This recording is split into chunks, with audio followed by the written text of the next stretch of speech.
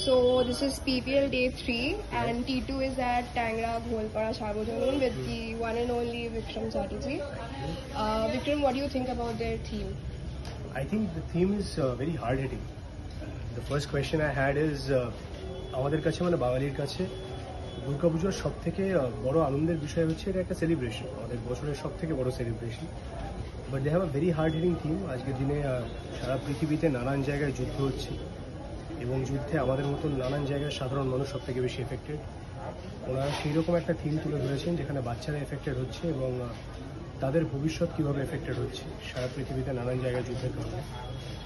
It has gotten me thinking, and I was probably not expecting something so hard hitting. Okay, So it will take a little bit of time to sink in.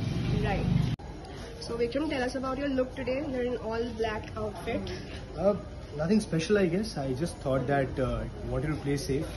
Was very tired from a 5-day schedule of action sequences, and this is what I could find. So yeah, Okay. the safest in general.